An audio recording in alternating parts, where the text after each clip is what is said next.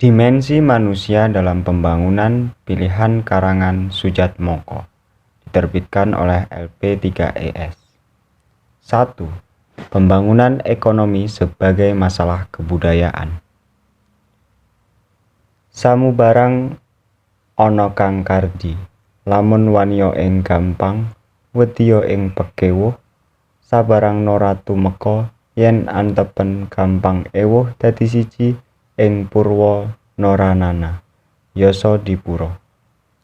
Tidak perlulah kiranya membentangkan di sini secara panjang lebar betapa pentingnya pembangunan ekonomi untuk Indonesia. Harapan bangsa kita akan kehidupan yang lebih luas dan lebih baik, yang begitu kuat dorongannya di dalam revolusi kita, belum terpenuhi.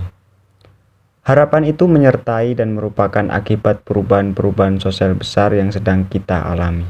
Susunan masyarakat yang tertutup tidak dapat bertahan menghadapi masuknya kehidupan ekonomi modern. Lingkungan desa tidak lagi dapat memberi jaminan hidup yang cukup dan suasana kehidupan ini dirasakan sebagai kungkungan. Akibatnya ialah runtuhnya susunan sosial yang lama, pemboyongan ke kota-kota, keinginan para petani untuk mencoba cara-cara yang baru, atau untuk bertindak sendiri memperbaiki nasibnya antara lain dengan turut dalam gerombolan-gerombolan. Dipandang dari sudut ini, maka masalah kemerdekaan serta pembangunan negara yang merdeka tidak lain daripada menyusun kembali masyarakat kita atas tingkat produksi yang lebih tinggi dengan pembagian penghasilan yang lebih merata. Di dalam keadaan seperti sekarang ini, susunan masyarakat serta sistem politik negara yang akan dapat bertahan hanyalah suatu susunan masyarakat serta sistem politik yang sanggup mengatasi masalah kemelaratan di negeri kita. Jelaslah kiranya, cara-cara kita membangun ekonomi kita akan menentukan bentuk dan sifat negara kita dan akan menentukan isi kemerdekaan kita. Apabila kita meninjau kedudukan negara kita di dunia internasional, maka terlihatlah bahwa pada tingkat kehidupan ekonomi kita sekarang, nasib kita sebagai bangsa untuk sebagian besar masih ditentukan sebagai objek oleh faktor-faktor di luar kekuasaan kita. Selama demikian halnya, maka sebenarnya asas menentukan nasib sendiri itu tidak lain daripada suatu pengertian yang hampa bagi kita. Memang untuk beberapa waktu mungkin untuk memperkuat kedudukan kita dan melindungi kepentingan bangsa kita dengan berbagai tindakan politik, akan tetapi hasil-hasilnya sangat terbatas dan sementara. Jaminan yang mutlak bagi asas menentukan nasib kita sendiri terletak pada kekuatan ekonomi yang besar. Urgensi pembangunan ekonomi lebih nyata lagi jikalau kita mengingat bahwa sebagian besar negara-negara lain telah berhasil memulihkan keadaan ekonominya pada tingkat sebelum perang. Malahan tingkat itu dapat dilampauinya. Angka-angka yang dimajukan oleh Dr. Daniel Neumark dalam laporannya kepada Biro Perancang Negara beberapa bulan yang lalu telah menunjukkan bahwa kita belum berhasil mencapai kembali atau melebihi penghasilan nasional sebelum perang. Malahan angka-angkanya membuktikan bahwa kita tidak berhasil menahan mundurnya tingkat kehidupan yang sudah mulai merosot sebelum perang. Perbedaan kekuatan yang diakibatkan oleh keadaan ini dan yang berbahaya itu lebih terang lagi jikalau kita menginsapi bahwa makin tinggi tingkat ekonomi sesuatu negara, makin besar kemampuan dan kecepatannya untuk mempertinggikannya lagi. Dengan perkataan lain, negara-negara yang terbelakang ekonominya makin lama makin jauh perbedaan tingkat ekonominya dengan negara-negara yang sudah lebih maju, dan makin sukarlah bagi negara-negara yang terbelakang ekonominya itu untuk menyamai pesatnya kenaikan tingkat ekonomi itu. Bahaya bahwa negara-negara yang terbelakang ekonominya ini makin lama makin ketinggalan dan relatif makin lemah bukan suatu bahaya yang kosong. Maka kemerdekaan kita dan kemungkinan bagi kita untuk benar-benar menentukan nasib kita sendiri tergantung dari kesanggupan kita untuk meluncurkan pembangunan ekonomi yang proporsi serta kecepatannya sepadan dengan urgensi serta luasnya masalah ini. Dan juga bentuk politik negara serta isi kemerdekaan kita akan ditentukan olehnya. Meskipun di dalam tahun-tahun yang akhir ini kita telah mencapai sekadar kemajuan dalam lapangan pembangunan ekonomi, namun orang tidak dapat melepaskan diri dari kesan bahwa kemajuan itu tidak memegang peranan dalam alam pikiran bangsa kita. Memang harus dikatakan bahwa kemajuan itu belum mencukupi untuk memenuhi tuntutan zaman, seperti digambarkan di atas tadi. Hasil-hasil pembangunan ekonomi hingga kini belum merupakan sesuatu yang dapat memupuk kepercayaan diri sendiri kita dan menambah kesanggupan kita untuk membangun secara bersemangat. Seolah-olah rencana pembangunan dari pemerintah tidak merupakan suatu barang yang hidup untuk masyarakat kita sebagai kebulatan. Meskipun pentingnya hal itu diterima juga oleh daerah-daerah yang bersangkutan langsung. Kesan umum ialah bahwa pembangunan ekonomi itu tinggal sebagai rencana-rencana pemerintah saja, di mana setiap kementerian berusaha sendiri-sendiri dan bukannya sebagai pelaksanaan sebagian dari suatu rencana pembangunan umum yang integral. Begitupun dengan partai-partai politik. Partai-partai politik umumnya menyokong pembangunan ekonomi sebagai suatu semboyan umum. Akan tetapi, kita melihat juga bahwa masalah pembangunan ekonomi tidak memegang peranan dalam pikiran kaum politikus partai sekarang.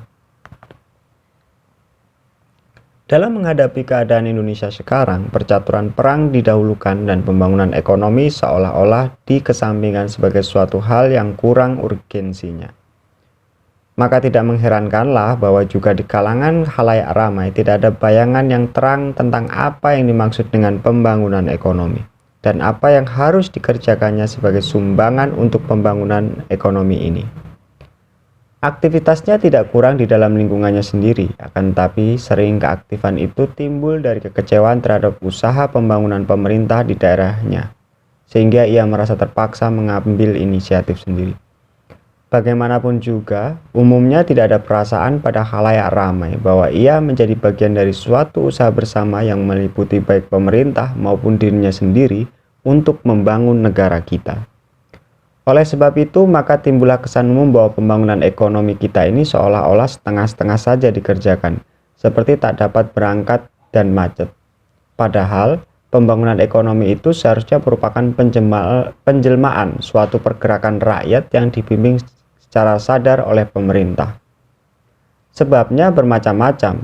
Ada sebab-sebab yang harus dicari di bidang politik, oleh sebab memang ada berbagai-bagai syarat politik yang harus dipenuhi dulu sebelum suatu bangsa dapat menempuh jalan ke arah pembangunan ekonominya.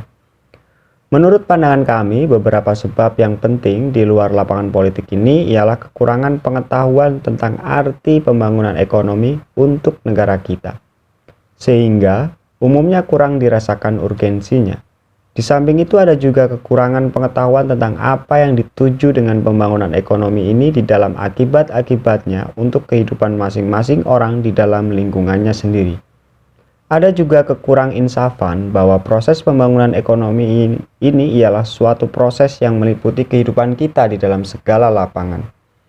Begitupun kita belum secara sistematis menghadapi rintangan-rintangan di dalam masyarakat kita sendiri dalam menempuh jalan ke arah pembangunan ekonomi ini, yang berakar pada kebudayaan kita sendiri. Oleh sebab itu, perlu kita tinjau masalah pembangunan ekonomi di dalam rangka kebulatan kehidupan bangsa kita, atau dengan kata-kata lain dalam rangka kebudayaan kita. Karangan ini tidak akan membicarakan faktor-faktor ekonomi khusus ataupun faktor politik yang tersangkut dalam perumusan suatu rencana pembangunan serta pelaksanaannya. Begitupun ia tidak akan mengupas syarat-syarat politik yang harus dipenuhi sebelum kita dapat mulai merasakan pembangunan ekonomi. Kita juga tidak akan menyinggung perumusan suatu politik pembangunan ekonomi. Maksud karangan ini ialah mencoba meninjau sekedarnya beberapa hubungan antara usaha pembangunan ekonomi dan berbagai masalah kebudayaan yang mengenai inti pribadi sesuatu bangsa dan beberapa masalah kebudayaan yang fundamental. Sebab dapatlah dikatakan bahwa pembangunan ekonomi langsung menyentuh inti pribadi sesuatu bangsa yang masyarakat dan negaranya menjadi penjelmaannya. Bahwa pembangunan ekonomi bukanlah suatu masalah ekonomi semata-mata, sudah dapat dibayangkan apabila kita mengingat bahwa tujuan-tujuan sesuatu rencana pembangunan ekonomi, sifat-sifatnya, perbandingan antara penanaman modal untuk pembuatan barang-barang modal dengan penanaman modal pembuatan barang-barang konsumsi, ditentukan berdasarkan suatu keputusan politik. Jadi oleh suatu keputusan yang bukan bersifat ekonomis. Begitupun keputusan mengenai cara-cara pelaksanaan suatu program pembangunan ekonomi misalnya tentang sentralisasi dan desentralisasi. Apakah rencana pembangunan ekonomi itu harus dilaksanakan dengan menggunakan aparatur negara saja, atau dengan mengajak rakyat untuk turut serta secara aktif? Tempat dan penghargaan yang diberikan kepada inisiatif sendiri di dalam perumusan serta pelaksanaannya, dan kebebasan pribadi di dalamnya. Semuanya itu merupakan suatu keputusan yang sangat erat terjalin dalam maksud tujuan sesuatu masyarakat, atau dalam perkataan lain mengenai dasar kebudayaannya. Pembangunan ekonomi sebagai perubahan sosial. Betapa luasnya sangkut paut satu unsur saja dalam pembangunan ekonomi dapat dilihat dari beberapa contoh. Di dalam usaha pembangunan ekonomi di negeri kita, pembentukan koperasi memegang peranan yang penting. Susunan koperasi dianggap dan memang demikian halnya sebagai suatu susunan keaktifan ekonomi modern yang masih cukup dekat kepada suasana kehidupan kita yang lama, namun cukup potensinya untuk digunakan sebagai dasar pembinaan kekuatan ekonomi kita. Ia juga merupakan suatu batu loncatan dan perantara dengan susunan-susunan keaktifan ekonomi yang lebih besar. Pendirian suatu koperasi di desa berarti bahwa kita menggunakan suatu teknik organisasi yang tertentu. Ia memerlukan administrasi serta pembukuan yang modern. Ia meminta tanggung jawab finansial. Sikap orang-orang desa terhadap uang dan kredit harus berubah sebab keaktifan koperasi dan para anggotanya harus dapat diperhitungkan dengan uang. Pendirian koperasi tidak hanya merupakan perubahan dalam cara-cara orang menyusun diri dan bekerja bersama, melainkan juga berarti perubahan dalam lembaga-lembaga sesuatu desa. Susunan administratif baik di desa maupun dalam hubungan desa itu dengan daerah di sekitarnya akan harus disesuaikan kepadanya. Timbulnya suatu koperasi di dalam desa juga merupakan timbulnya suatu pusat kekuasaan baru sebagai saingan di dalam susunan kekuasaan lama. Maka susunan politik pun berubah karenanya. Orang-orang desa, pendapat-pendapat dan adat-adat istiadat kebiasaannya terpaksa menyesuaikan diri kepada badan-badan baru ini. Dengan adanya suatu koperasi di dalam desa akan muncul orang-orang baru dengan kejuruan dan keahlian yang istimewa, yang dahulu tidak terdapat dalam lingkungan itu. Orang-orang desa harus belajar bergaul dengan orang-orang baru ini dan memberi tempat dan penghargaan kepadanya. Persamaan yang dangkal antara bentuk koperasi dan susunan kehidupan gotong royong sebenarnya menambah kesukaran-kesukaran orang untuk memahami arti perubahan dalam suatu desa yang diakibatkan oleh berdirinya suatu koperasi, dan sering juga merupakan halangan utama dalam perkembangan koperasi tadi. Kehidupan secara gotong royong berdasar pada rasa kekeluargaan dalam suatu masyarakat tertutup, di mana kebutuhannya untuk sebagian besar dipenuhi oleh dan di dalam masyarakat itu sendiri. Koperasi memerlukan penilaian jasa-jasa orang dengan uang, sedangkan dalam kehidupan gotong royong penghargaan itu biasanya tidak diukur dengan mata uang. Koperasi berdasarkan atas satu keputusan yang diambil secara sadar dan sukarela oleh orang-orang yang bersangkutan sendiri. Anggota-anggotanya bersatu untuk mencapai suatu maksud tertentu berdasarkan pengertian yang rasional tentang hak dan kepentingan sendiri dan hak dan kepentingan bersama. Ia melingkupi lingkungan kehidupan terbuka yang lebih luas daripada dahulu. Pengalaman kita di lapangan koperasi telah membuktikan bahwa jikalau perbedaan antara koperasi dan kehidupan gotong royong yang lama yang berakar pada susunan agraris feodal tidak disadari dengan sepenuhnya, maka ada bahaya bahwa bentuk koperasi yang baru menjadi tidak lain daripada suatu wujud baru yang mengandung isi feodal yang sama seperti dulu. Tidak sedikit jumlah koperasi yang sebenarnya hanya merupakan perkumpulan unsur-unsur feodal di dalam suatu desa yang dengan cara baru ini hanya melanjutkan kekuatan tradisionalnya atas orang-orang kecil. Akan tetapi, bagaimanapun juga telah nyatalah bahwa berhasil tidaknya suatu koperasi di desa tidak hanya tergantung pada keahlian dan kecakapan para pemimpin dan anggota-anggotanya untuk menyelenggarakan koperasi itu. Keberhasilan itu tergantung pada perubahan-perubahan lainnya di lapangan sosial dan kebudayaan yang secara langsung atau tidak langsung tersangkut dalam penyelenggaraan koperasi ini. Maka berdirinya suatu koperasi di suatu desa harus disertai oleh berbagai perubahan di lapangan ini.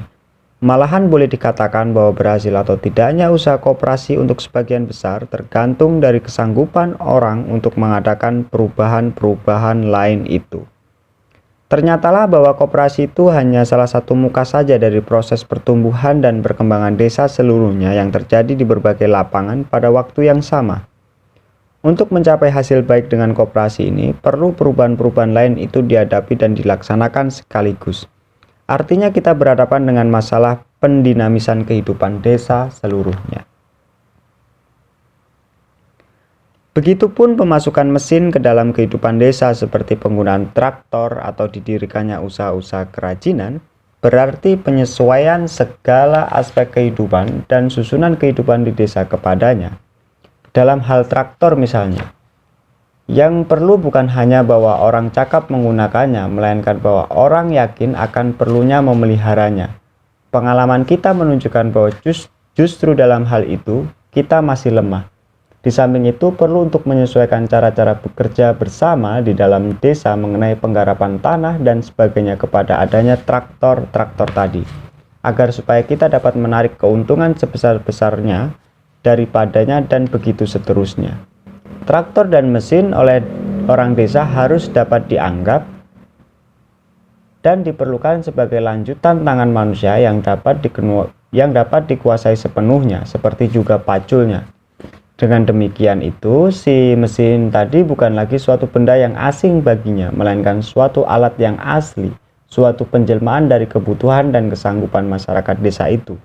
Dan untuk itu kita perlu menyesuaikan diri termasuk mentalitas kita, cara-cara hidup dan hubungan produksi pada umumnya kepada mesin yang kita masukkan dan terima ke dalam kehidupan kita. Atau dalam perkataan lain, kita harus mencernakan mesin tadi dalam tubuh kehidupan masyarakat kita.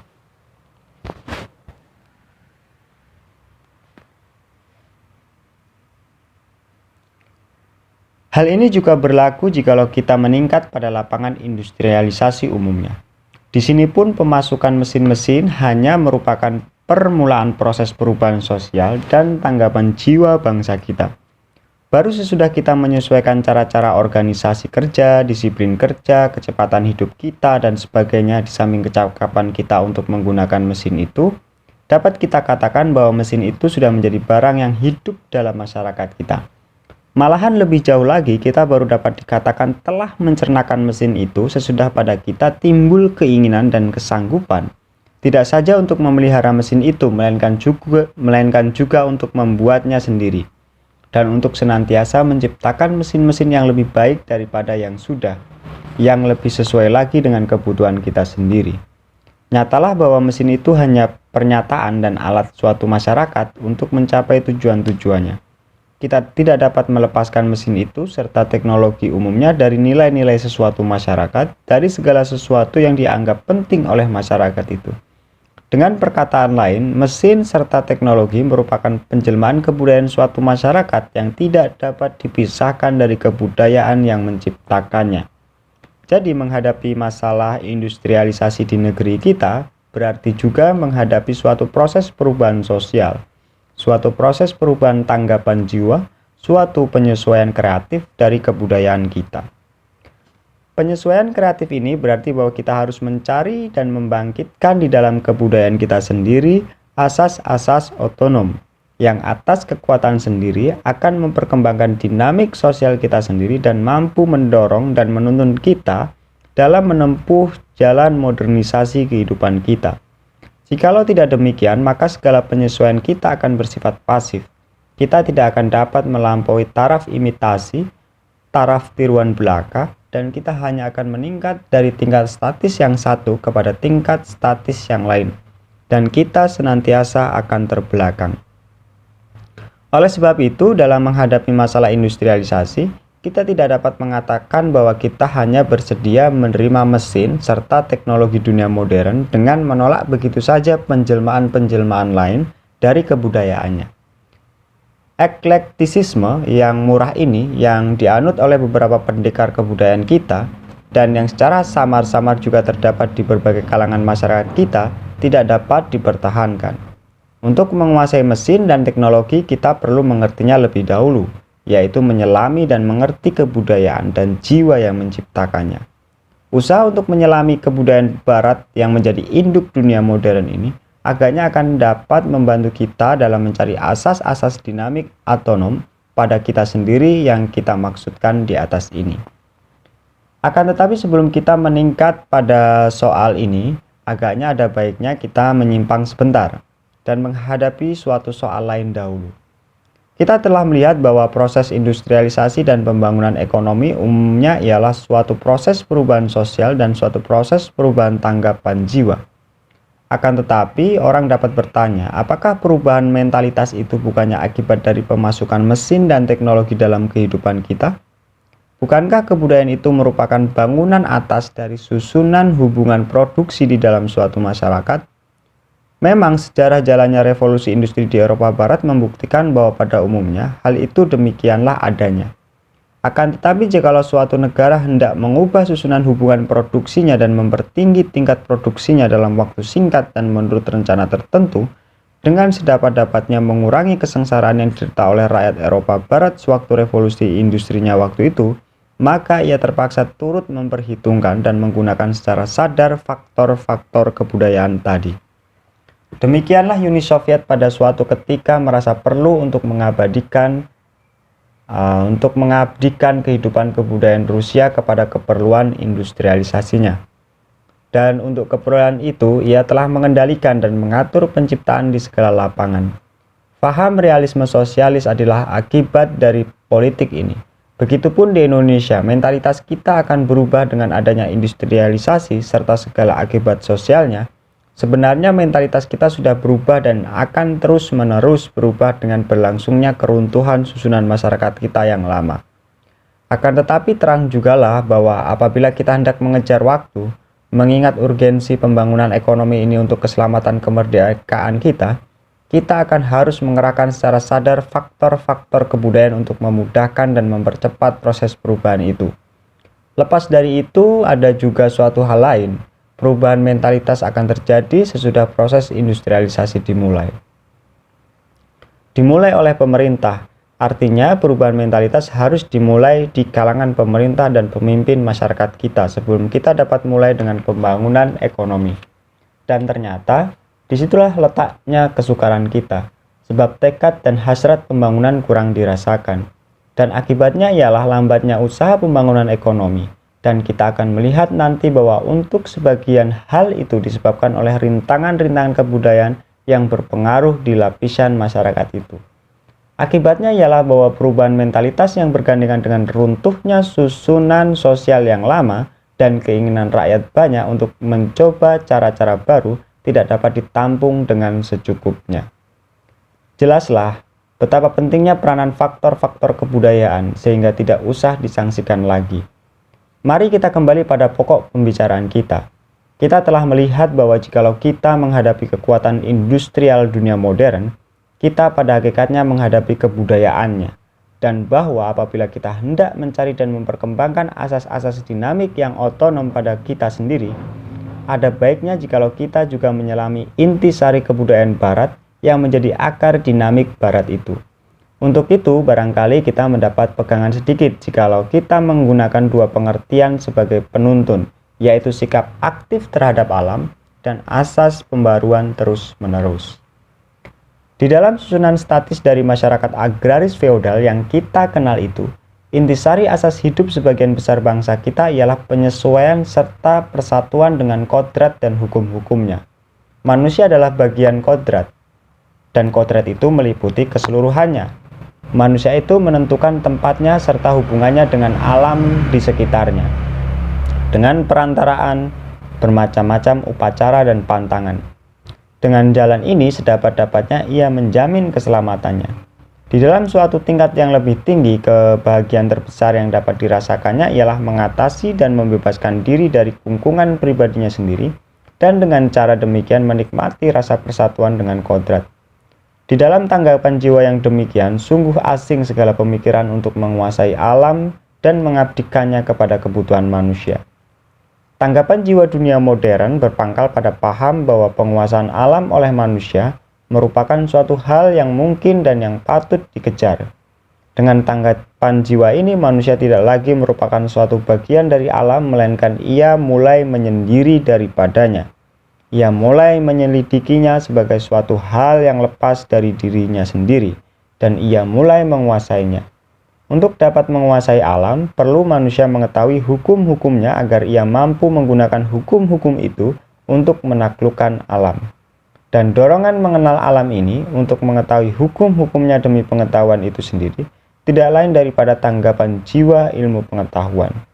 Tanggapan ilmu pengetahuan ini berikhtiar melihat dan mengerti alam di dalam keseluruhannya sebagai suatu kebulatan yang berangsur-angsur dapat dikenal dan dipahaminya, yang pengetahuannya dapat disusun dalam suatu teori yang logis yang bagian-bagiannya saling berhubungan secara konsisten.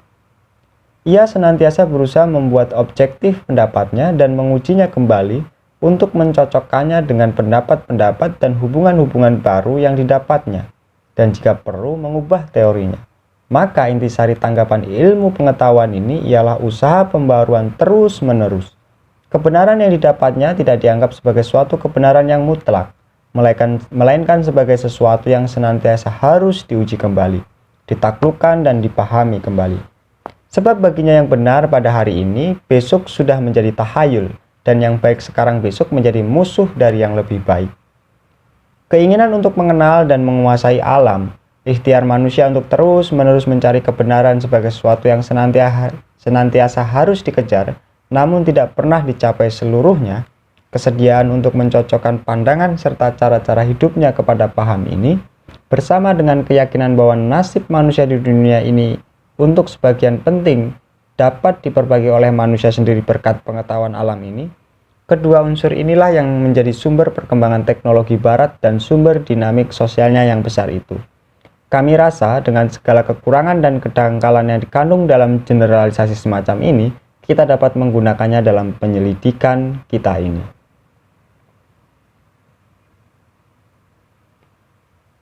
Teranglah sekarang bahwa tidak cukup kita hanya mengoper saja alat-alat, cara-cara dan bentuk-bentuk susunan produksi dari luar.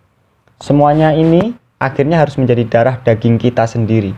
Ia harus menjadi alat-alat dan cara-cara kita memenuhi kebutuhan kita sendiri, menjadi penjelmaan kebudayaan kita sendiri. Dalam pada itu, intisari persoalan yang kita hadapi ialah mencari asas-asas dinamik kita sendiri yang otonom. Artinya yang dapat berkembang menurut hukum-hukum pribadi kita sendiri berkat kekuatan kita sendiri. Dinamik itu harusnya sedemikian kuatnya sehingga kita tidak lagi ketinggalan oleh dinamik perkembangan dunia. Dan bagaimanapun juga di samping komponen-komponen lainnya, asas-asas dinamik itu akan harus meliputi juga kepercayaan bahwa manusia sanggup dan harus dapat menguasai nasibnya sendiri di dunia ini, lebih daripada semula.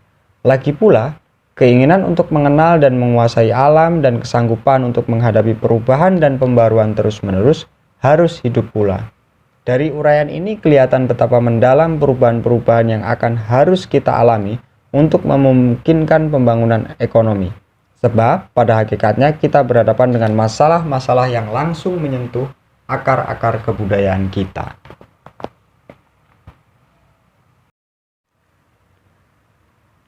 Daya ke arah perubahan dan daya penentang perubahan. Bagaimanakah keadaan kita dalam menghadapi perubahan yang mendalam ini?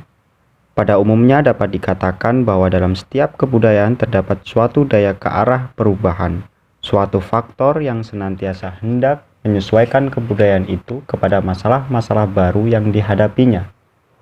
Daya ke arah perubahan ini ialah daya ke arah pembaruan, dan ia berakar pada vitalitas kebudayaan itu.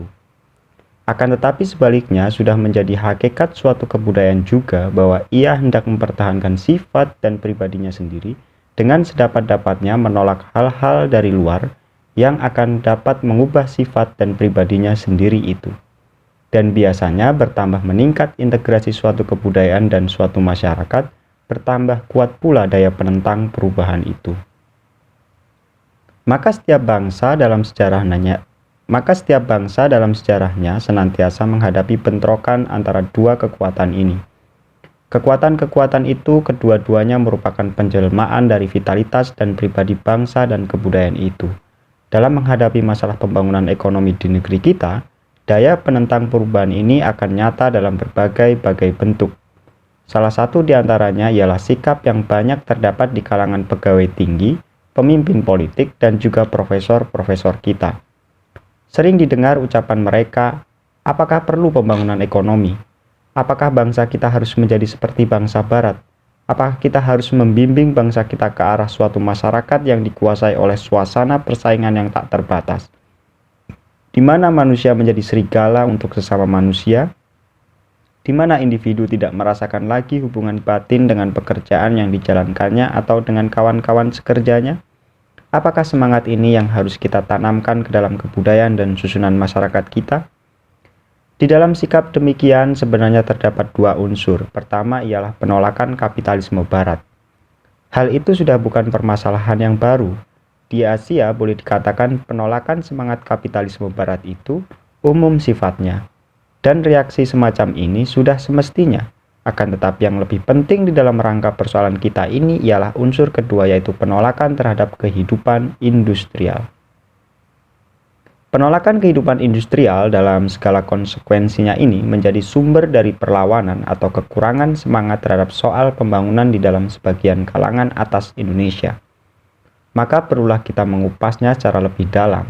Dipandang dari suatu sudut tertentu dapat dikatakan bahwa kebahagiaan manusia timbul dari keseimbangan antara kebutuhan-kebutuhannya dan kemungkinan-kemungkinan yang terbuka baginya untuk memenuhi kebutuhan-kebutuhan itu. Untuk mencapai kebahagiaan itu, manusia pada satu pihak dapat berusaha sekuat tenaganya untuk memenuhi kebutuhan-kebutuhan tadi.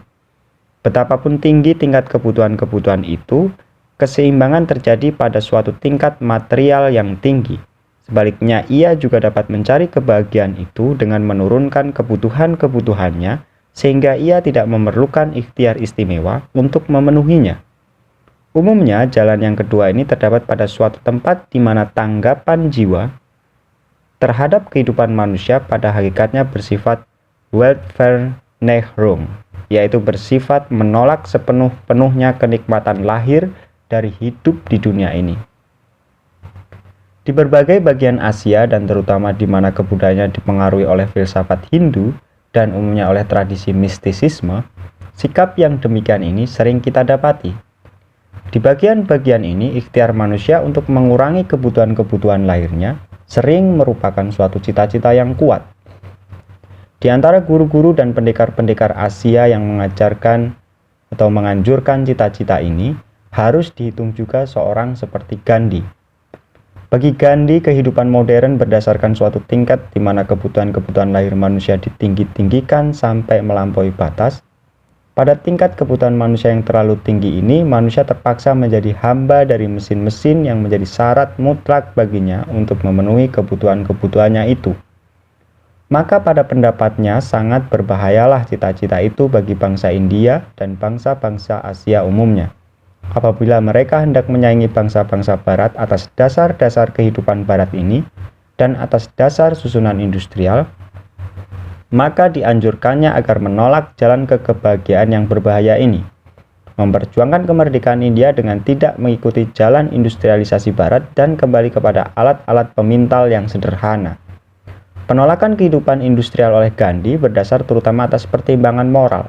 Yang dikhawatirkannya ialah kerugian jiwa yang akan diderita oleh bangsanya sebagai akibat menerima kehidupan industrial itu. Tak perlu diterangkan bahwa pendapat yang demikian itu hanya dapat tumbuh di dalam isolasi Gandhi dan India dari dunia luar. Ia sukar bertahan dalam menghadapi masalah kemelaratan di India secara objektif. Begitupun pula, ia tidak dapat bertahan dalam menghadapi kekuatan-kekuatan yang mendesaknya dari luar. Maka tidaklah mengherankan bahwa India dalam hal pembangunan ekonomi ini tidak mengikuti jejak Gandhi, meskipun pengaruhnya masih terasa juga dalam lapangan ini. Sebaliknya, India telah mengikuti pimpinan Nehru. Di beberapa kalangan di Indonesia pun, baik secara samar-samar maupun dalam bentuk-bentuk yang lebih tegas, penolakan terhadap kehidupan modern semacam ini terdapat juga, dan agaknya inilah salah satu sebab mengapa sebagian lapisan atas kita kurang memperhatikan masalah ini sebagai suatu masalah yang tak dapat ditunda. Boleh dikatakan bahwa masalah pembangunan ini tidak memegang peranan dalam pikiran dan sepak terjang kebanyakan partai-partai politik umumnya, kecuali sejauh suatu rencana pembangunan khusus ada sangkut paut langsung dengan kepentingan partai. Jikalau kita menghendaki supaya usaha pembangunan ekonomi itu tidak tinggal omongan saja dan semua partai politik sebenarnya dengan bibirnya telah menyokong perlunya pembangunan ekonomi, perlulah lebih dahulu urgensi pembangunan ekonomi dirasakan, sehingga bangkitlah hasrat untuk membangun. Perlu juga orang menyadari kecepatan yang diperlukan. Hal itu berarti bahwa tidak boleh lagi ada kebimbangan moral terhadap faedah dan baiknya pembangunan ekonomi. Tidak boleh ada kesangsian lagi bahwa pembangunan ekonomi berarti menambah pada suatu waktu tingkat konsumsi, menambah kebutuhan-kebutuhan masyarakat. Artinya perlu menimbulkan keinginan di dalam masyarakat dan setiap individu untuk memiliki atau menggunakan hasil-hasil kehidupan industrial. Dalam perkataan lain, menerima konsepsi pembangunan ekonomi berarti menerima lebih dulu halalnya umat manusia dan bangsa Indonesia, khususnya mengecap kenikmatan hidup di dunia ini dalam segala bentuk material dan spiritualnya, dan mengejarnya sebagai salah satu dari beberapa tujuan hidup. Sikap itu berarti membuang segala ciri sikap Weltvernehnung tersebut. Kita harus mengerti bahwa tanggapan jiwa ilmu kebatinan yang klasik dan etik Wedotomo, betapapun luhurnya nilai-nilai yang terkandung di dalamnya, berakar pada suasana hidup agraris feodal, yaitu suasana hidup yang tidak dapat dipertahankan lagi oleh sebab dasar sosialnya sudah runtuh. Tugas bangsa Indonesia dalam taraf sejarah sekarang ini terletak di dunia fana ini dan bukannya di dalam dunia yang baka. Rupanya belum begitu disadari bahwa apabila kita sebagai bangsa menghadapi masalah pembangunan ekonomi, maka pada hakikatnya juga kita menghadapi masalah pandangan hidup bangsa kita. Selama hal ini belum terang di dalam pemikiran kita sendiri, segala rencana pembangunan ekonomi akan dijalankan setengah-setengah saja, oleh sebab ia selalu akan tersentuh pada Weerstanden, perlawanan yang timbul dari pandangan hidup yang lama. Jikalau di lapisan atas masalah pandangan hidup ini terutama merupakan masalah moral falsafah, di dalam lapangan lain daya penentang perubahan itu menyatakan dirinya dalam bentuk-bentuk yang lebih konkret, yaitu di lapangan penyesuaian suasana agraris ke suasana industrial atau penyesuaian si tani menjadi buruh. Masalah yang berhubungan dengan itu ialah masalah perangsang kerja. Jikalau dilihat selayang pandang, maka surplus penduduk di desa yang sudah mulai memboyong secara besar-besaran ke kota-kota untuk melepaskan diri dari kesempitan hidup di desa itu, akan merupakan suatu pasaran buruh yang baik untuk program industrialisasi kita. Dan memang dapat dikatakan bahwa kemelaratan akan mendorong golongan ini ke lapangan industri. Akan tetapi di situ pun ada batasnya. Golongan ini ialah golongan yang biasanya tidak mempunyai suatu keahlian atau kejuruan. Jadi mereka merupakan pasaran buruh hanya untuk pekerjaan di pabrik-pabrik yang tidak memerlukan kejuruan. Akan tetapi untuk pekerjaan-pekerjaan lainnya di lapangan industri kita tetap menghadapi kesukaran. Soalnya ialah bagaimana caranya kita dapat membawa golongan buruh ini ke taraf kejuruan. Kemungkinan-kemungkinan perkembangan industri di negara kita untuk sebagian besar tergantung dari jawaban kita atas soal ini. Dan jikalau kita tidak dapat mengatasi kesukaran ini, maka sangat boleh jadi kita akan kekurangan buruh yang berkejuruan di dalam suatu pasaran buruh tidak berkejuruan yang sangat luas. Pengalaman di negara-negara lain yang juga menghadapi soal ini telah menunjukkan bahwa meskipun kemelaratan mendorong orang-orang ke lapangan industri, kemelaratan saja tidak cukup untuk memaksakan mereka menambah pengetahuan serta kejuruan yang diperlukan oleh perkembangan industrialisasi itu. Timbullah di sini soal insentif, soal perangsang yang diperlukan untuk memajukan golongan ini sehingga mereka merasa perlu menambah kejuruannya itu. Ternyatalah bahwa penambahan upah tidak senantiasa memberikan tambahan dorongan tadi. Itu memang benar di negara-negara di mana uang memang menjadi ukuran segala nilai yang berlaku di dalam masyarakatnya. Akan tetapi cukup banyak negara-negara yang ekonominya masih terbelakang, di mana nilai-nilai dalam masyarakat tidak dapat dinyatakan dalam mata uang. Banyak pertimbangan lain yang berlaku di negara dan kebudayaan itu. Ada pertimbangan prestis sosial, tanggapan jiwa terhadap kerja, terhadap arti waktu luang dan cara-cara menggunakannya, serta anggapan orang banyak mengenai apa yang terpenting dalam hidupnya. Di samping itu harus diinsafi juga bahwa jikalau dalam sesuatu masyarakat barang-barang konsumsi tidak banyak, jumlah dan ragamnya, maka penambahan upah itu tidak ada artinya dalam hubungan kehidupan buruh tadi. Semua faktor-faktor ini membatasi arti uang sebagai perangsang kerja dalam lapangan buruh ini. Ada juga rintangan-rintangan psikologis yang menghalangi pemboyangan penduduk ke lapangan industri. Meninggalkan desa biasanya menimbulkan berbagai kesulitan jiwa bagi orang-orang yang bersangkutan. Jikalau ia meninggalkan desa, ia juga meninggalkan suatu susunan nilai dan juga suatu suasana hidup yang dikenalnya dan yang dianggapnya baik dan benar. Suasana itu memberikan kepadanya kepastian jiwa yang di dalam berbagai kebudayaan merupakan suatu tujuan hidup yang sangat penting. Oleh sebab itu, pemboyangan ke kota itu sering dianggapnya sebagai suatu tindakan darurat. Sesudah itu, ia dapat memperbaiki taraf kehidupannya, biasanya ia ingin pulang lagi ke desa. Maka di sini pun terasa kesukaran yang kita hadapi dalam usaha kita untuk mencapai perbaikan pada tingkat kejuruan kaum buruh.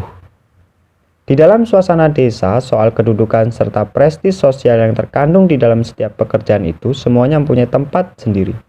Susunan itu dikenal oleh tiap anggotanya dan ia dapat menempatkan dirinya di dalam suasana dan suasana itu. Agar supaya ia dapat menetap di dalam lingkungan industrial, maka sangat perlu baginya untuk mengetahui dan menerima susunan kedudukan dan prestis pekerjaan di dalam lingkungan yang baru itu. Permasalahan ini penting kita pelajari secara lebih mendalam. Kita harus mengetahui apa yang merupakan perangsang kerja yang kita perlukan dan apa yang menjadi rintangan. Unsur-unsur di dalam kebudayaan kita yang dapat menjadi perangsang harus kita pupuk dan yang dianggap sebagai rintangan harus kita singkirkan.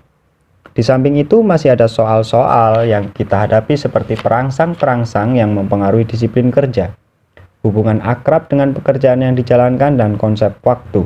Di samping itu, bagaimana caranya kita dapat menanamkan sikap-sikap baru yang lebih sesuai dengan kehidupan industrial dan yang perlu dicapai dalam waktu yang lebih singkat. Sampailah kita sekarang pada pertanyaan, berapa besarkah perubahan yang masih dapat diterima dan dicernakan oleh suatu kebudayaan atau di dalam hubungan pembangunan ekonomi kita? Haruskah kita bersikap evolusioner atau revolusioner dalam mengejar tujuan-tujuan pembangunan ekonomi? Kita telah melihat adanya suatu keinginan untuk perubahan. Akan tetapi, kita telah melihat juga bahwa jikalau perubahan-perubahan itu terlalu jauh perbedaannya dengan suasana kerja, dengan suasana serta adat kebiasaan yang lama, maka sikap terhadap perubahan itu ialah negatif dan menolak. Dapat dikatakan bertambah padat perpaduan suatu kebudayaan, bertambah kuat pula penolakannya terhadap perubahan yang demikian itu. Kesediaan suatu kebudayaan untuk menerima perubahan akan menjadi lebih besar jikalau perubahan itu tanpa menimbulkan kesukaran besar dapat disesuaikan di dalam susunan yang lama. Berdasarkan alasan inilah, orang dapat membenarkan suatu politik berangsur-angsur, suatu politik evolusioner dalam memasukkan unsur-unsur pembangunan ekonomi ke dalam tubuh masyarakat kita. Akan tetapi sebaliknya timbul pertanyaan, apakah perubahan yang kecil-kecil dan secara berangsur-angsur itu akan mencukupi untuk mengatasi kesukaran yang sekarang kita alami dalam rangka susunan masyarakat kita yang lama itu? Jikalau kita mengikuti politik evolusioner, sangat bisa jadi perubahan yang kecil itu memang dapat ditampung dan dicernakan berkat keinginan akan perubahan yang sudah ada itu. Akan tetapi, sekali keinginan itu sudah dipenuhi, dan kita tidak boleh melupakan bahwa keinginan itu ialah keinginan yang besar kecilnya ditentukan oleh keadaan di dalam lingkungan desa saja, maka mungkin sekali masyarakat desa itu akan kembali kepada konservatisme baru, dan akan menolak penerusan perubahan itu yang tidak begitu lagi dirasakan pentingnya dan urgensinya. Konkretnya, andai kata di dalam suatu desa dimulai suatu kerajinan desa, maka besarlah kemungkinan bahwa kerajinan itu akan diterima dengan gembira oleh masyarakat desa itu. Akan tetapi belum pasti entah hal itu berarti bahwa mereka akan bersedia juga untuk bekerja di lapangan industri yang lebih besar, yang hubungannya dengan kehidupan di desa mungkin tidak begitu erat, tetapi akan lebih penting artinya untuk mempertinggi taraf kehidupan di dalam suatu daerah yang lebih luas daripada desa itu.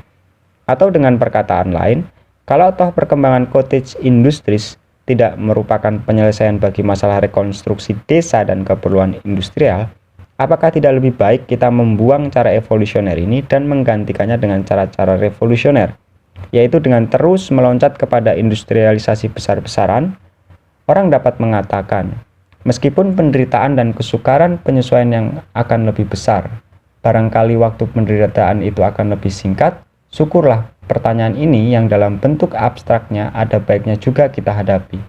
Bagi Indonesia tidak akan dijawab pada tingkat abstraksi ini. Melihat keadaan dan kemungkinan-kemungkinan objektif, kita akan harus menempuh kedua jalan bersama-sama, dan di samping itu kemungkinan-kemungkinan untuk industrialisasi untuk sebagian penting akan tergantung juga dari faktor-faktor yang sementara waktu masih di luar kekuasaan kita.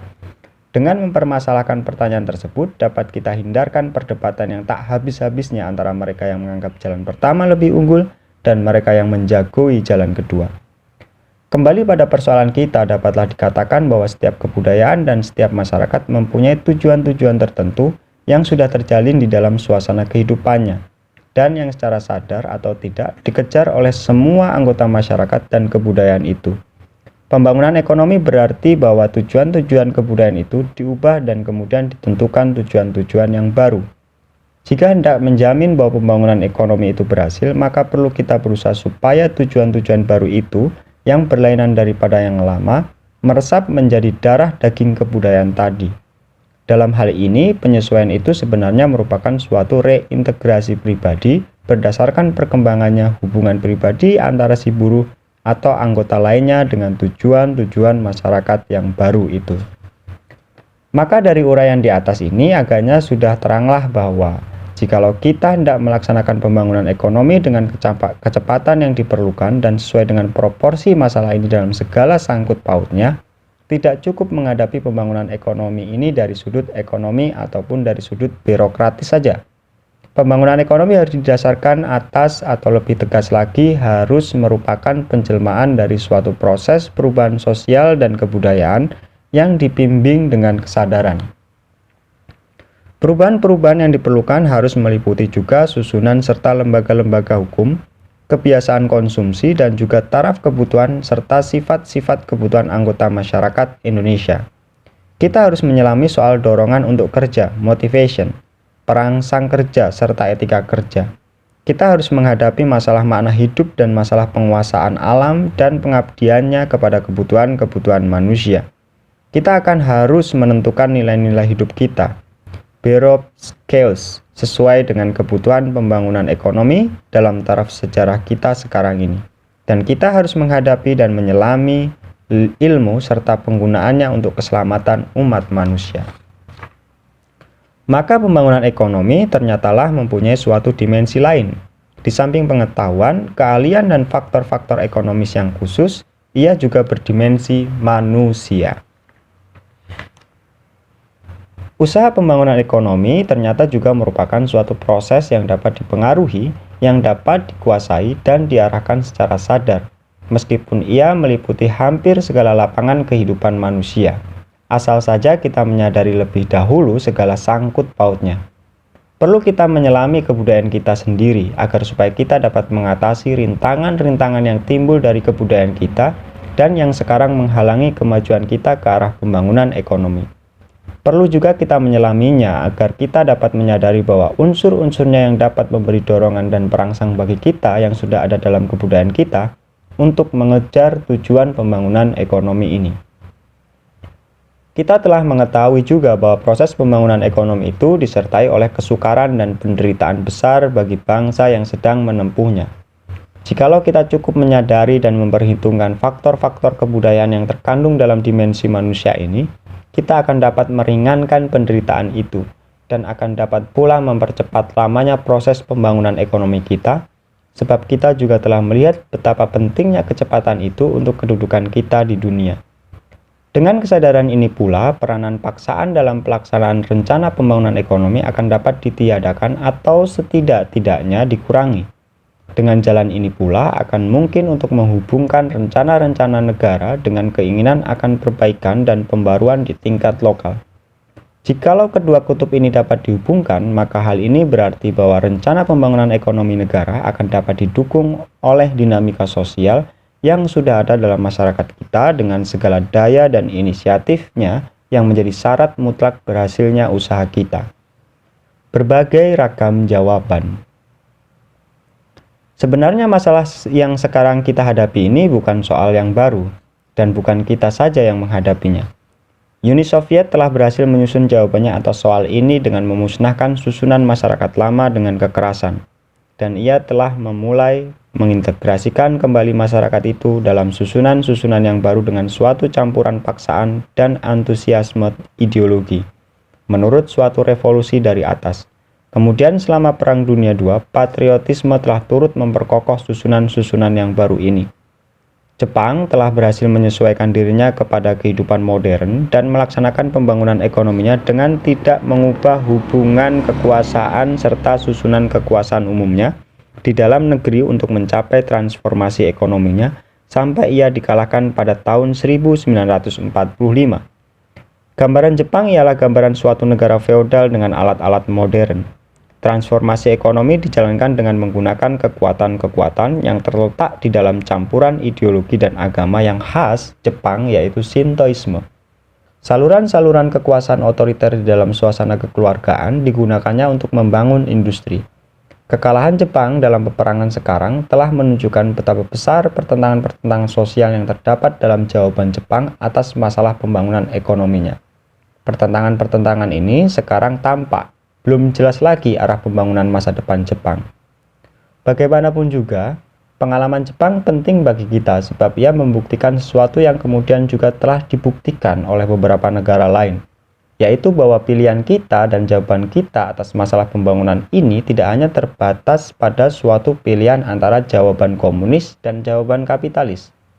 Perubahan-perubahan susunan sosial di Yugoslavia sesudah negara itu melepaskan diri dari lingkungan dan dukungan kekuasaan Rusia, mendapat arti yang sangat besar dalam hubungan ini. Begitupun ragam bentuk-bentuk kooperatif, kibbutzin di Israel menunjukkan bahwa di samping bentuk-bentuk komunis dan kapitalis, masih banyak kebebasan dan daya manusia. Untuk menyusun jawabnya sendiri daya manusia untuk menyusun jawabannya sendiri atas masalah reintegrasi suatu masyarakat baru. Di samping itu, dunia sekarang sudah lebih mengetahui bagaimana caranya manusia dapat mempertahankan kemanusiaannya dalam menghadapi mesin. India, Tiongkok, dan Burma semuanya sekarang menghadapi masalah penyesuaian kepada kehidupan modern. Selain faktor-faktor intern, akan banyak tergantung dari ruangan dan kemungkinan yang akan diberikan kepada negara-negara ini oleh kekuasaan-kekuasaan luar untuk mencari jawaban sendiri itu. Jalan yang ditempuh oleh ketiga negara ini berbeda-beda. Jalan sejarah dunia akan sangat dipengaruhi oleh pertanyaan siapakah di antara kedua negara, India dan Tiongkok, akan lebih dahulu berhasil menyusun jawaban yang tetap dan tahan uji. Pengalaman negara-negara itu dengan singkat menunjukkan bahwa memang ada kemungkinan bagi kita untuk mencari jawaban yang sesuai dengan keadaan dan pribadi kita sendiri. Asal saja kita dapat melepaskan diri dari kungkungan dogma dan berani mempercayakan nasib kita kepada daya kreatif kita sendiri. Dengan demikian, soal apakah sifat dan corak kebudayaan Indonesia, yaitu kebudayaan bangsa Indonesia yang modern, tidak usah menjadi soal yang harus kita jawab lebih dahulu sebelum kita dapat mulai melakukan pembangunan ekonomi kita. Kebudayaan Indonesia akan merupakan penjelmaan jiwa bangsa Indonesia baru yang telah dibebaskan dari kungkungan kemiskinan dan yang telah menemukan dan menyadari inti pribadinya sendiri dalam kesanggupannya serta kepercayaannya kepada diri sendiri untuk menentukan nasibnya sendiri. Tak usah kita sangsikan bahwa pokok sifat Indonesia dari kebudayaan kita tidak akan dapat menyatakan diri dalam jawaban Indonesia terhadap masalah pembangunan. Oleh sebab itu, kita tidak perlu bersikap normatif terhadap sifat dan corak kebudayaan kita yang baru itu. Kita tidak perlu takut dan menolak suatu hal hanya karena ia asing bagi perasaan kita. Kebudayaan hanya mempunyai arti bagi kita jika ia dapat mempertahankan tempat kita di dunia ini dan menjadi penjelmaan kita sendiri. Oleh sebab itu, kita harus berani dalam menghadapi masalah pembangunan masyarakat baru ini. Bersikap pragmatis, berani mencoba jalan-jalan baru, dan jikalau ternyata tidak sesuai atau tidak mencukupi, berani pula membuangnya dan mencoba jalan-jalan lain. Syarat mutlak atas penyusunannya Syarat mutlak dan asas penyusunannya, Ordine Beginzel, ialah tekad dan hasrat pembangunan. Jikalau hasrat ini tidak ada, maka segala-galanya tidak ada artinya. Sebaliknya, hasrat itu hanya bisa timbul apabila cukup terang dalam pikiran kita sendiri apa sebenarnya pembangunan ekonomi itu. Jikalau kita mengetahui dengan jelas apa tujuan-tujuan kita dalam usaha pembangunan ekonomi, jikalau kita dapat membayangkan sifat-sifat hari depan kita, dan juga jikalau kita benar-benar yakin bahwa tujuan-tujuan pembangunan ekonomi ialah tujuan-tujuan yang halal yang patut kita kejar, kita telah melihat bahwa pembangunan ekonomi adalah suatu proses yang dapat dikuasai dan dibimbing. Maka timbullah pertanyaannya sekarang, berapa besarkah tempat yang dapat dan harus diberikan kepada kebebasan pribadi? Apakah soal kebebasan pribadi ini tidak bertentangan dengan keharusan-keharusan yang merupakan ciri planning? Masalah ini memang perlu ditinjau sedalam-dalamnya. Akan tetapi di dalam karangan ini cukuplah jika dikemukakan bahwa dimensi manusia beserta segala faktor-faktor kebudayaan menjadi penting hanya kalau kebahagiaan dan kebebasan manusia dan pribadinya dianggap sebagai hal-hal yang penting dalam cara pelaksanaan usaha pembangunan ekonomi dan bukan saja sebagai tujuan akhir. Kalau kedua hal ini hanya dianggap penting sebagai tujuan terakhir yang tidak perlu diperhatikan dan dipelihara dalam memilih cara dan jalan ke arah pembangunan, maka segala sesuatu yang dikemukakan di dalam karangan ini tidak ada gunanya.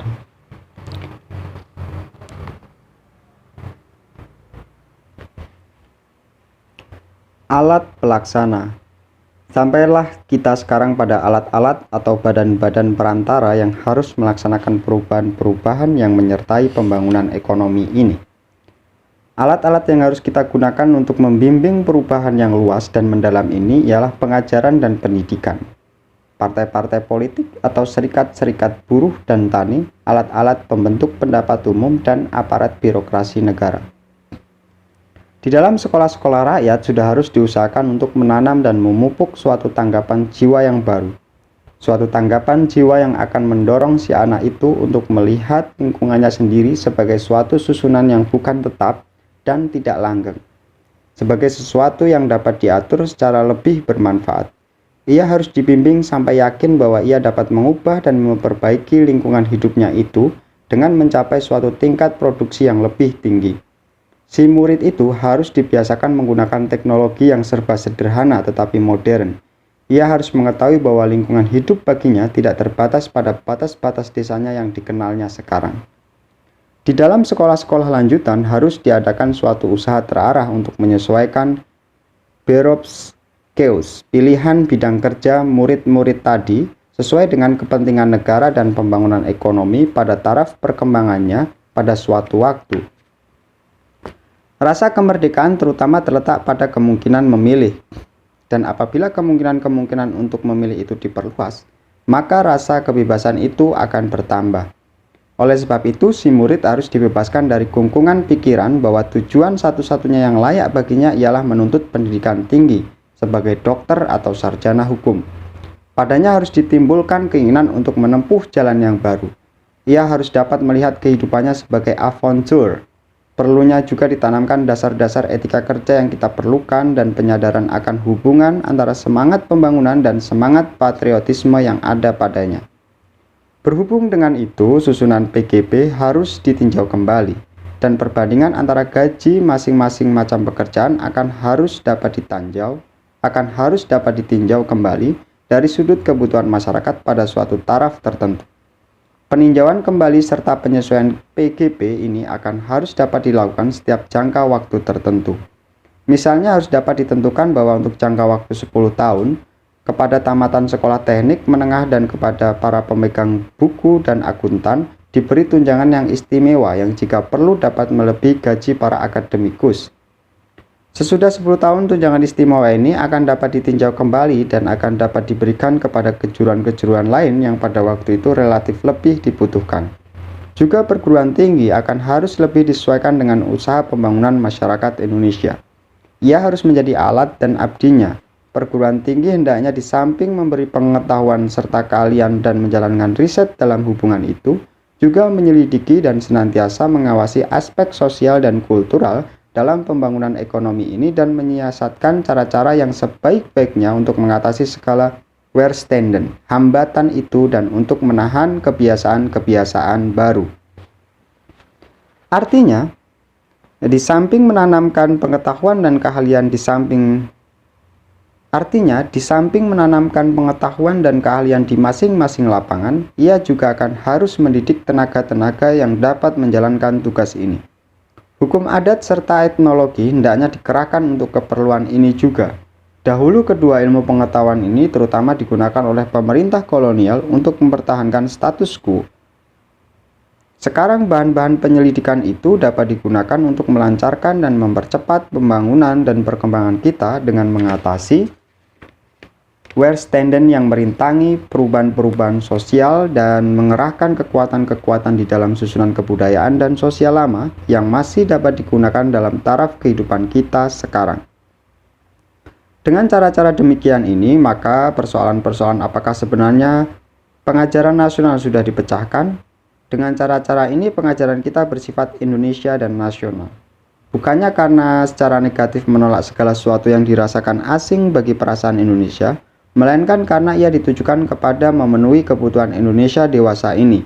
Sekali pengajaran serta pendidikan telah disesuaikan, maka dengan sendirinya di dalam kalangan birokrasi akan timbul suatu sikap baru, yang tidak lagi memandang kedudukan sebagai pegawai negeri, terutama dari sudut prestis sosial yang menyertainya, melainkan sebagai salah satu dari berbagai-bagai alat yang ada pada masyarakat Indonesia untuk mencapai tujuan pembangunannya. Adapun peranan pers serta alat-alat lain untuk mempengaruhi pendapat umum tak usah dibentangkan dengan panjang lebar di sini. Kami rasa tidak usah disangsikan bahwa jikalau pada suatu waktu keadaan politik di Indonesia menjadi sedemikian rupa coraknya, sehingga terasa kembali arah tujuan perkembangan politik dan pembangunan kita, pers juga akan mencerminkan keadaan yang baru itu dan akan menstimulirnya. Sebab sudah ada keyakinan pada para wartawan umumnya bahwa fungsi pers di Indonesia ini bukannya hanya memberitakan yang telah terjadi, melainkan juga mengarahkan perhatian serta kekuatan ke arah pembangunan masyarakat Indonesia. Di dalam penyebutan alat-alat yang mempengaruhi perubahan masyarakat kita ke arah pembangunan, tidak boleh kita lupakan peranan yang akan dan harus dimainkan oleh partai-partai politik dan organisasi-organisasi buruh dan tani. Pada hakikatnya, di samping pengajaran dan pendidikan yang hasilnya terutama terasa di hari kemudian, partai-partai politiklah yang akan menentukan berhasil tidaknya dan pesat lambatnya perubahan-perubahan ke arah pembangunan ini. Pentingnya peranan partai-partai politik dan organisasi-organisasi lainnya dalam menentukan politik pembangunan tidak perlu kita uraikan di sini. Uraian semacam itu akan melampaui batas-batas karangan ini. Akan tetapi juga di dalam aspek-aspek perubahan pembangunan yang lebih luas daripada sifatnya, yaitu di lapangan sosial serta kebudayaan, organisasi ini akan dapat dan harus memegang peranan yang penting ini. Partai-partai politik serta serikat buruh dan tani sendiri merupakan suatu perubahan di dalam perkembangan masyarakat kita. Ia merupakan pelopor perubahan tadi. Seperti sudah kami katakan di tempat lain, organisasi-organisasi ini merupakan salah satu dari jawaban kita yang bersifat modern atas masuknya pengaruh asing di negeri kita. Sebagai alat-alat politik modern, partai-partai politik kita masih jauh dari sempurna di dalam susunan kekuasaannya, di dalam ikatan-ikatan yang menggabungkan suatu partai politik dan organisasi lainnya, dan juga di dalam dinamik kekuasaannya masih terdapat unsur-unsur yang biasanya tidak terdapat di dalam susunan serta dinamik politik di negara-negara yang sudah lebih lama menikmati serta lebih lama memikul tanggung jawab kemerdekaannya. Akan tetapi bagaimanapun juga, dalam bentuknya sekarang organisasi-organisasi itu merupakan faktor yang terbesar dalam usaha reintegrasi masyarakat Indonesia.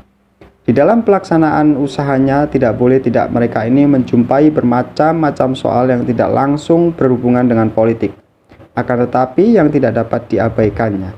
Dan untuk sebagian besar soal-soal yang dijumpai itu menjadi bagian dari hal-hal yang digambarkan di atas ini.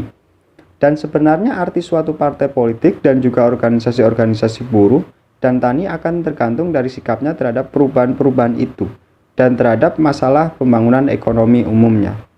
Akan tetapi agar supaya partai-partai politik dapat memegang peranan yang diminta daripadanya, banyak hal yang harus diubah dalam sikapnya terhadap percaturan politik umumnya.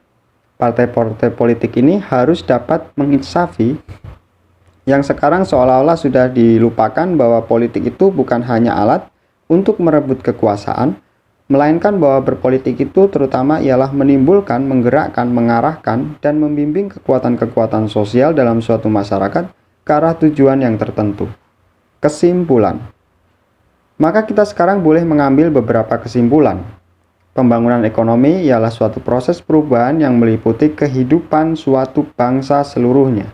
Pembangunan ekonomi berarti mempercepat desintegrasi susunan masyarakat yang lama dan mempercepat juga keharusan untuk mencapai reintegrasi masyarakat itu. Pembangunan ekonomi akan membawa kita melalui suatu taraf perkembangan yang amat sukar oleh sebab runtuhnya kepastian-kepastian hidup yang lama dengan menghadapi keharusan untuk membentuk kepastian-kepastian serta nilai-nilai yang baru. Meskipun demikian, pembangunan ekonomi ialah suatu taraf perkembangan bangsa kita yang harus dilalui. Hak menentukan nasib kita sendiri serta pembangunan ekonomi adalah dua syarat yang mutlak dan yang saling berhubungan. Agar supaya pembangunan ekonomi dapat dilaksanakan dengan hasil yang baik, maka pertama-tama keharusan kita untuk menempuh jalan pembangunan ekonomi ini harus lebih dirasakan daripada sekarang. Perlu juga kita lebih sadar sejak sekarang tentang kenyataan bahwa pembangunan ekonomi itu bukan suatu proses ekonomi semata-mata, melainkan suatu penjelmaan dan perubahan sosial dan kebudayaan yang meliputi bangsa kita di dalam kebulatannya. Sudah barang tentu karangan ini tidak lebih dari suatu goresan pertama tentang masalah yang luas dan dalam ini. Secara selayang pandang, kita baru menyinggung beberapa faktor saja yang perlu diperhitungkan.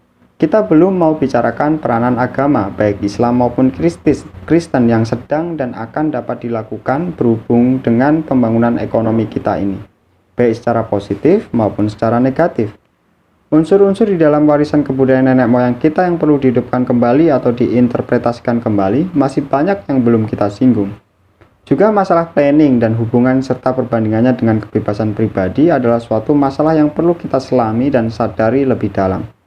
Akan tetapi, bagaimanapun juga goresan ini hanya mencoba memajukan beberapa faktor dari masalah yang penting ini dan menempatkannya di dalam batas-batas pandangan mata kita sebagai perangsang bagi kita bersama untuk menyelami masalah ini dalam kebulatannya dan untuk dengan jalan bertukar pikiran mencapai suatu kristalisasi pendapat tentang masalah ini.